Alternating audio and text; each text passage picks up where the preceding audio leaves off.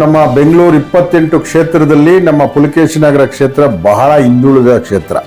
ಅದರಲ್ಲೂ ನಮ್ಮ ಅಲ್ಪಸಂಖ್ಯಾತರು, ಕೂಲಿ ಕಾರ್ಮಿಕರು, ಬಡವರು, ದೀನ ದಲಿತರು ಇರ್ತಕ್ಕಂಥ ಕ್ಷೇತ್ರ. ಇಡೀ ಬೆಂಗಳೂರಲ್ಲಿ ಹೋಗಿ ನಮ್ಮ ಕ್ಷೇತ್ರದಿಂದ ಕೆಲಸ ಮಾಡೋಂಥ ಇರ್ತಕ್ಕಂಥ ಜನಸಂಖ್ಯೆ ಇರ್ತಕ್ಕಂಥ ಕ್ಷೇತ್ರ. ಅದರಿಂದ ನನ್ನ ಕ್ಷೇತ್ರ ನಾನು ಎಮ್ಮೆಲ್ಯೆ ಆದಾಗ ತುಂಬ ಹಿಂದುಳಿದಿತ್ತು. ಇವತ್ತು ನನಗೆ ಸರ್ಕಾರ ತುಂಬ ಬೆಂಬಲ ಕೊಟ್ಟು ಇವತ್ತು ಬಹಳ ಸ್ಪೀಡಾಗಿ ಕೆಲಸ ನಡೀತಾ ಇದೆ, ಉತ್ತಮವಾಗಿ ಕೆಲಸ ನಡೀತಾ ಇದೆ. ಎಲ್ಲ ಉತ್ತಮ ಕ್ಷೇತ್ರದಲ್ಲಿ ಪುಲಕೇಶಿ ನಗರನೂ ಒಂದು ಉತ್ತಮ ಕ್ಷೇತ್ರ ಆಗಬೇಕು ಅಂತ ಬಹಳ ಪ್ರಯತ್ನ ಮಾಡ್ತಾ ಇದ್ದೀನಿ. ಅದೇ ರೀತಿ ನಡೀತಾ ಇದೆ. ಆದ್ದರಿಂದ ಎಲ್ಲರೂ ಸಹ ನನಗೆ ಸಹಕರಿಸಬೇಕು ಅಂತ ಕೇಳ್ಬೋದು. आदाब और नमस्कार, आप देख रहे हैं बेंगलुरु अखबार। बेंगलुरु डिस्ट्रिक्ट में 28 असेंबली कॉन्स्टिट्यूएंसीज आते हैं, जिसमें कम से कम 5 से 8 ऐसे असेंबली कॉन्स्टिट्यूएंसीज हैं जो टोटली बैकवर्ड है। अगर उनमें टॉप 1, 2, 3 की अगर बात करूं तो Pulakeshi Nagar definitely one of the most backward constituencies है, जो सिर्फ विधानसौदा से 5 किलोमीटर के एरियल डिस्टेंस पे है, जो बाई रोड आप सिर्फ 10 मिनट में जा सकते हैं। इसकी वजह यहाँ की पिछली लीडरशिप जो 10, 20, 25, 30, 40 साल से हमने देखा है। काश अगर यहाँ की लीडरशिप अगर ठीक से काम की होती तो ये एरिया टानी रोड, मोदी रोड जिसको कहा जाता है, जो सेंट्रल इंटीरियर पुलिस की नजरिए में एक क्या कहते हैं इसको, एक बदनाम एरिया है। क्योंकि यहाँ इसलिए होता है क्योंकि जहाँ पे बेरोजगारी बढ़ जाती है, सरकार रोजगार देने में फेल होती है, तो जब बेरोजगारी बढ़ती है तो वहाँ पे क्राइम का होना लाजिम होता है। 3-4 साल पहले हमने देखा था कि किस तरह के इंसिडेंट यहाँ पर हुए, तो हजारों लोग यहाँ पर बेघर भी हुए थे। मैं बात करूँ डीजे की इंसिडेंट की। अब दोस्तों 23 में इलेक्शन जीतने के बाद एसी श्रीनिवास जब एमएलए बनकर यहाँ पर आए हैं, उन्होंने वादा किया था कि कम से कम 5 साल में इस पूरे इलाके को, नक्शे को वो बदलेंगे, इंफ्रास्ट्रक्चर का डेवलप करेंगे, एजुकेशन में डेवलपमेंट लेकर आएंगे, वुमेन एम्पावरमेंट में डेवलपमेंट लेकर आएंगे, और जो हिंदू मुस्लिम एकता है उसको बरकरार रखेंगे। और सबसे इंपॉर्टेंट बात ये सी श्रीनिवास ने मेरे इंटरव्यू में कहा था कि पूरे पुलकेशी नगर कॉन्स्टिट्यूएंसी को क्राइम फ्री बनाएंगे, ये उनका वादा था। ನಮಸ್ಕಾರ. ಎಲ್ಲ ನಮ್ಮ ಪುಲಕೇಶಿ ನಗರದ ಎಲ್ಲ ಜನಸಾಮಾನ್ಯರಿಗೂ, ನಮ್ಮ ಮತ ಬಾಂಧವರಿಗೆ ಹೊಸ ವರ್ಷದ ಶುಭಾಶಯಗಳು. ಹೊಸ ವರ್ಷದಲ್ಲಿ ಎಲ್ಲರಿಗೂ ದೇವರು ಆರೋಗ್ಯ, ಐಶ್ವರ್ಯ, ನೆಮ್ಮದಿ ಕೊಡಲಿ ಅಂತ ದೇವರ ಹತ್ರ ಪ್ರಾರ್ಥನೆ ಮಾಡ್ತಾ, ನಾನು 2023ಯಲ್ಲಿ ಎಮ್ಮೆಲ್ಯೆ ಚುನಾವಣೆಯಲ್ಲಿ ಕ್ಷೇತ್ರದ ಜನ ನನಗೆ ಅತಿ ಹೆಚ್ಚಿನ ಮತವನ್ನು ಕೊಟ್ಟು 62,500 ಮತಗಳಲ್ಲಿ ಅಂತರದಲ್ಲಿ ನನ್ನನ್ನು ಗೆಲ್ಲಿಸಿದ್ದಾರೆ. ಸೊ ನಾನು ಗೆದ್ದ ಮೇಲೆ ಕ್ಷೇತ್ರದ ಒಂದು ಸಮಸ್ಯೆಗಳು ನೋಡಿದಾಗ ಮೊದಲನೇದಾಗಿ ನೀರಿನ ಸಮಸ್ಯೆ, ರಸ್ತೆ ಸಮಸ್ಯೆ, ಕಸದ ವಿಲೇವಾರಿ ಸಮಸ್ಯೆ ಮತ್ತು ಚರಂಡಿಗಳಲ್ಲಿ ಹೂಳೆತ್ತುವ ಸಮಸ್ಯೆಗಳು, ಅನೇಕ ಎಲೆಕ್ಟ್ರಿಕ್ ಇರ್ಬೋದು ಸಮಸ್ಯೆಗಳು ಎದ್ದು ಕಾಣ್ತಾ ಇತ್ತು. ತದನಂತರ ನಮ್ಮ ಮುಖ್ಯಮಂತ್ರಿಗಳಾದ ಸಿದ್ದರಾಮಯ್ಯ ಮತ್ತು ಉಪಮುಖ್ಯಮಂತ್ರಿಗಳಾದ ಡಿ.ಕೆ. ಶಿವಕುಮಾರ್ ನೇತೃತ್ವದಲ್ಲಿ ನಮ್ಮ ಸರ್ಕಾರ ಅನೇಕ ಸವಲತ್ತುಗಳನ್ನು ಘೋಷಣೆ ಮಾಡಿತು. ಅದರಲ್ಲೂ 5 ಗ್ಯಾರಂಟಿಗಳು ಘೋಷಣೆ ಮಾಡಿದೆ. ಆ 5 ಗ್ಯಾರಂಟಿಗಳಂತೂ ನನ್ನ ಕ್ಷೇತ್ರಕ್ಕೆ ಬಹಳ ಬಡವರ ಹೆಣ್ಮಕ್ಕಳಿಗೆ ಅನುಕೂಲ ಆಗಿದೆ. ಇವತ್ತು ಸುಮಾರು ನನ್ನ ಕ್ಷೇತ್ರಕ್ಕೆ 5 ಕೋಟಿ ಗೃಹಲಕ್ಷ್ಮಿ ಯೋಜನೆಯಲ್ಲಿ ತಿಂಗಳಿಗೆ ಬರ್ತಾ ಇದೆ. 5 ಕೋಟಿ ಹಣ ಬರ್ತಾ ಇದೆ ನನ್ನ ಕ್ಷೇತ್ರಕ್ಕೆ. ಸುಮಾರು 2.5 ಕೋಟಿ ನಮ್ಮ ವಿದ್ಯುತ್ ಬಿಲ್ಲು ಫ್ರೀಯಾಗಿ ಕೊಡ್ತಾ ಇದ್ದೀವಿ. ಸುಮಾರು ಒಂದು 2 ಕೋಟಿ, 1.5ರಿಂದ 2 ಕೋಟಿವರೆಗೂ ನಮ್ಮ ಫ್ರೀ ಬಸ್ಸು ಫೆಸಿಲಿಟಿ ತಗೊತಾ ಇದ್ದಾರೆ. ಆಮೇಲೆ 10 kg ನಮ್ಮ ಫ್ರೀ ಏನು ಅಕ್ಕಿ ಭಾಗ್ಯ ಅಂತ ಹೇಳಿದ್ವಲ್ಲ, ಅದನ್ನು ಸಹ 5 kg ಅಕ್ಕಿ ಮತ್ತು 5 kg ದುಡ್ಡನ್ನು ಕೊಡ್ತಾ ಇದ್ದೀವಿ. ಇನ್ನು ನಿರುದ್ಯೋಗ ಯುವಕರಿಗೆ ಸಹ ಅವ್ರಿಗೆ ಸ್ಟೈಫಂಡನ್ನು ಕೊಡ್ತಾ ಇದ್ದೀವಿ. ಈ ರೀತಿ 5 ಗ್ಯಾರಂಟಿಗಳು ಸೇರಿಸಿ ತಿಂಗಳಿಗೆ 17.5 ಕೋಟಿ ನನ್ನ ಕ್ಷೇತ್ರಕ್ಕೆ ಸರ್ಕಾರದಿಂದ मेरे जो पीछे देख सकते हैं पिल्लाना गार्डन में बीबीएमपी की कंपोजिट कॉलेज है, जो इससे पहले किस और हालत में थी। अब यहाँ पर इसका डेवलपमेंट वर्क स्टार्ट हो चुका है। मेरे पीछे आप कंस्ट्रक्शन देख सकते हैं, आप देख सकते हैं बच्चे वहाँ पर मिड डे मील खा रहे हैं। यहाँ पर भी इसको फेस लिफ्ट करने की पूरी कोशिश एमएलए सी श्रीनिवास की तरफ से हो रही है। कंपोजिट कॉलेज प्रिंसिपल ನಮ್ಮ ಜೊತೆಲಿ ಇದ್ದಾರೆ ಮಾತಾಡೋಣ. ಸರ್, ಈಗ ಈ ಶಾಸಕರ ಬಂದ ಮೇಲೆ ಸುಮಾರು ಅವ್ರು ಹೇಳಿದ ಆಶ್ವಾಸನೆ ಕೊಡ್ತಿದ್ರು, ಅಭಿವೃದ್ಧಿ ಮಾಡ್ತಾ ಇದ್ವಿ, ಶಾಲೆಗಳಿಗೆ ಮಕ್ಕಳು ಉನ್ನತ ಅಭ್ಯಾಸ ಪಡೆಯೋದಕ್ಕೆ ಹೊರಗಡೆ ಹೋಗೋ ಅವಶ್ಯಕತೆ ಇಲ್ಲೇ ಮಾಡ್ತೀವಿ ಅಂತ, ಇದ್ರ ಬಗ್ಗೆ ತಾವೇನು ಹೇಳ್ತೀರಾ? ಈಗ MLA ಅವರು AC ಶ್ರೀನಿವಾಸ್ ಸಾರು ಆಗಿ ಬಂದಮೇಲೆ ನಮ್ಮ ಶಾಲೆಯಲ್ಲಿ ಟೈಲ್ಸು ಇದೆಲ್ಲ ಇರಲಿಲ್ಲ. ಈಗ ಟೈಲ್ಸ್ ಹಾಕ್ಸ್ಕೊಟ್ಟಿದ್ದಾರೆ.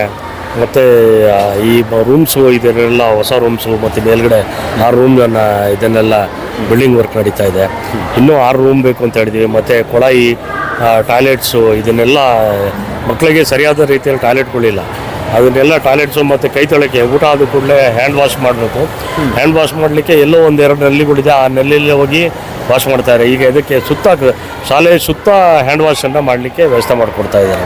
ಇದಕ್ಕೆ ನೀವೇನೇ ಪ್ರಶ್ನೆಗಳು ಸ್ಪಂದಿಸ್ತಾ ಇದ್ದಾರಾ ಶಾಸಕರು? ಏನಾದ್ರು ತಮ್ಮ ಸಮಸ್ಯೆ ಏನಾದರೂ ಒಂದೇ ಕೊತ್ತಗಳಿದ್ದಾಗ ಶಾಸಕರಿಗೆ ನಾವು ನೇರವಾಗಿ ಏನಾದ್ರು ತೊಂದರೆ ಇದ್ದರೆ ನೇರವಾಗಿ ಫೋನ್ ಮಾಡಲಿಕ್ಕೆ ಹೇಳಿದ್ದಾರೆ. ನಾವು ನೇರವಾಗಿ ಫೋನ್ ಮಾಡ್ತೀವಿ.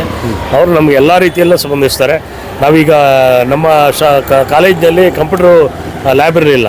ಕಂಪ್ಯೂಟರ್ ಲ್ಯಾಬ್ 20 ಕಂಪ್ಯೂಟರ್ ಲ್ಯಾಬನ್ನು ಕಾಲೇಜಿಗೆ 20 ಕಂಪ್ಯೂಟರ್ ಕೊಟ್ಟಿದ್ದಾರೆ. ಕಂಪ್ಯೂಟರ್ ಲ್ಯಾಬ್ ಇನಾಗ್ರೇಷನ್ ಮಾಡಿದ್ದಾರೆ. ಮತ್ತು ಲೈಬ್ರರಿ ಇರಲಿಲ್ಲ, ಲೈಬ್ರರಿ ಮಾಡಿಸಿದ್ವಿ. ಲೈಬ್ರರಿಯನ್ನು ಓಪನ್ ಮಾಡಿಸಿದ್ವಿ.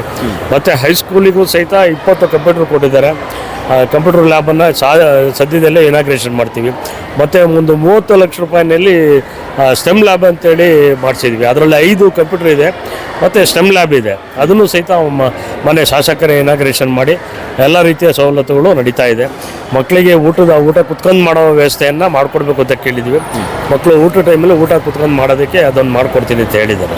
Thank you sir. ಈಗ ಈ ಶಾಸಕರು ನಮ್ಮ AC ಶ್ರೀನಿವಾಸಜಿ ಅವರು ಬಂದ ಮೇಲೆ ಇಲ್ಲಿಗೆ ಡೆವಲಪ್ಮೆಂಟ್ ಏನೇನು ಆಗಿತ್ತು ಮೊದಲು ಅದರಿಂದ ಹೆಚ್ಚು ಡೆವಲಪ್ಮೆಂಟ್ ಮಾಡೋಕ್ಕೆ ಅವ್ರದ್ದು ಮೈಂಡ್ ಹೆಂಗಿದೆ ಅಂದರೆ ಬ್ರಾಡ್ ಮೈಂಡು. ಫ್ಯೂಚರ್ ಇವಾಗಲ್ಲ, ಸದ್ಯಕ್ಕೆ ಮಾಡಿಬಿಟ್ಟು ಹೋಗ್ಬಿಡೋಣ ಅಂತ ಯೋಚನೆ ಮಾಡ್ಕೊಂಡು ಬಂದಿಲ್ಲ ಅವ್ರು ಇಲ್ಲಿ. ನಮಗೆ KPCCಯಿಂದ ಒಳ್ಳೆ ಕ್ಯಾಂಡಿಡೇಟ್ ಕೊಟ್ಟಿದ್ದಾರೆ. ಯಾರು AC ಶ್ರೀನಿವಾಸ ಅಂತ ವ್ಯಕ್ತಿ ಲೀಡ್ರು. ಈಸ್ ಒಳ್ಳೆ ಎಜುಕೇಟೆಡ್, ಜನರಲ್ ನಾಲೆಜ್ ಚೆನ್ನಾಗಿದೆ. ನಮಗೆಲ್ಲ ಜೊತೆಗೆ ತಗೊಂಡು ಎಲ್ಲರಿಗೂ ಈ ಥರ ಡೈರೆಕ್ಷನ್ ಕೊಡ್ತಾರೆ. ಇದು ರೋಡ್ ಇದು ಡೆವಲಪ್ ಆಗಿಲ್ಲ, ಬಂದು ನಮ್ಗೆ ಹೇಳ್ಬೇಕು.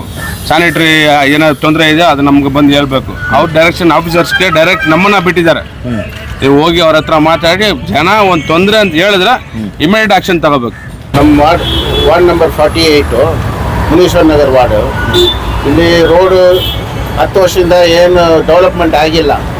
ಇವಾಗ ನಮ್ಮ AC ಶ್ರೀನಿವಾಸ ಸಾಹೇಬರು ಬಂದು ಸ್ಯಾನಿಟ್ರಿ ಕೆಲಸ, ವಾಟರ್ ಲೈನ್ ಕೆಲಸ ಎಲ್ಲ ಪೂರ್ತಿ ಕೆಲಸ ಆಗ್ತಾಯಿದೆ. ಇದ್ಮೇಲೆ ಎಲ್ಲ ನಮ್ಮ ವಾರ್ಡಲ್ಲಿ ಸುಮಾರು ಕಡೆ ಎಲ್ಲ ಡೆವಲಪ್ಮೆಂಟ್ ಆಗ್ತಾಯಿದೆ.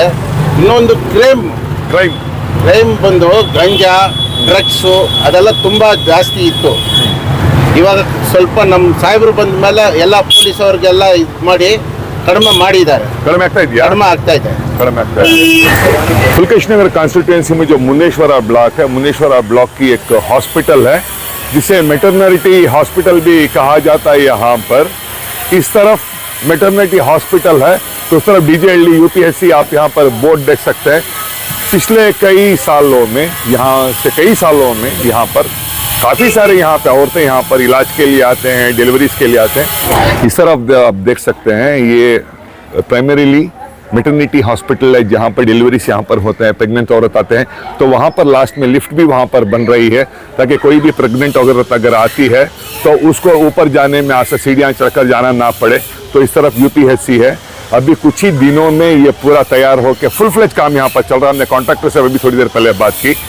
यही AC श्रीनिवास जो यहाँ के MLA इनका कहना था कि यहाँ पर जितने इस कॉन्स्टिट्यूएंसी में स्कूल्स हैं, कॉलेजेस हैं, हॉस्पिटल्स हैं, सबसे पहले उनको फेसलिफ्ट करने की ज़रूरत है, अपग्रेड करने की ज़रूरत है। एक बार जब अपग्रेड हो जाएगा फिर नई इनिशिएटिव्स लेकर नई चीज़ें को लाने की उन्होंने बात की थी। हाँ, फुलकेश नगर कॉन्स्टिट्यूएंसी में जो मुनेश्वरा ब्लॉक आता है, यहाँ पर जो टेम्पल भी है मेरे पीछे आप देख सकते हैं। यहाँ पर जो रोड डेवलपमेंट यहाँ पर हो रहा है फास्ट पेस में हो रहा है। सबसे अच्छी बात यह है कि गवर्नमेंट के बजट फास्ट अप्रूव हो रहे हैं तो कॉन्ट्रैक्टर्स भी इन रोड डेवलपमेंट से काम कर सकते हैं। मेरे पीछे आप देख सकते हैं यहाँ पर ये रोड का पूरा सा काम यहाँ पर सब ज़्यादा चल रहा है। मोस्ट इंपॉर्टेंट पॉइंट जो फुलकेश नगर जो पूरी कॉन्स्टिट्यूएंसी के 7 वार्ड है इसमें जो सबसे बड़ा जो प्रॉब्लम हमने देखा, वाटर का प्रॉब्लम देखा, ड्रिंकिंग का। हालत ऐसी है कि एक बार अगर नल में पानी आ जाता है तो दूसरी बार नल में पानी आने के लिए तहज्जुद की नमाज पढ़ना पड़ेगा, या टेंपल में जाके पूजा करना पड़ेगा, या कोई चर्च में जाके प्रेयर करना पड़ेगा।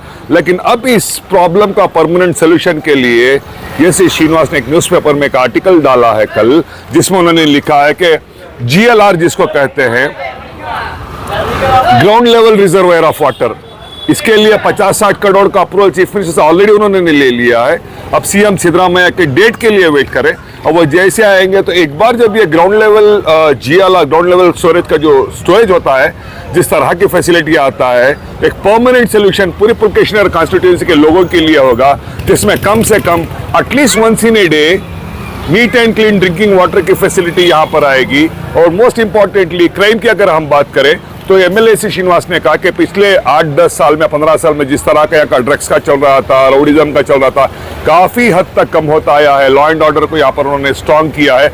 और दूसरा, एजुकेशन इंस्टीट्यूशन का हमने आपको बताया, हॉस्पिटल्स का हमने आपको बताया, रोड का अगर हम आपको बता रहे, मोस्ट इंपॉर्टेंटली जो 5 गारंटीज की अगर हम बात करें जो गवर्नमेंट का कर्नाटका दे रही है, only for Pulakeshinagar constituency every month 10 crore rupees is coming to this constituency for the beneficiaries of these people. अब आइंदा ये डेवलपमेंट किस तरह से प्रोग्रेस होता है ये भी हम आपको बताते रहेंगे। अगर आपके किसी भी कॉन्स्टिट्यूएंसी में, वार्ड में अगर कोई भी प्रॉब्लम्स आप फेस कर रहे हैं, आप हमारे चैनल नंबर को आप कॉल कर सकते हैं। MLA ऑफिस को हम कनेक्ट करेंगे, ऑफिसर्स को हम डायरेक्टली आपको कनेक्ट करेंगे, एंड विल ट्राई कि आपका काम आसानी से जल्द होगा। देखो, दुनिया की खबरों के लिए जुड़े रहे बेंगलुरु अखबार के साथ। मैं हूँ आपके साथ अशफाक अहमद सिद्दीकी। जय हिंद।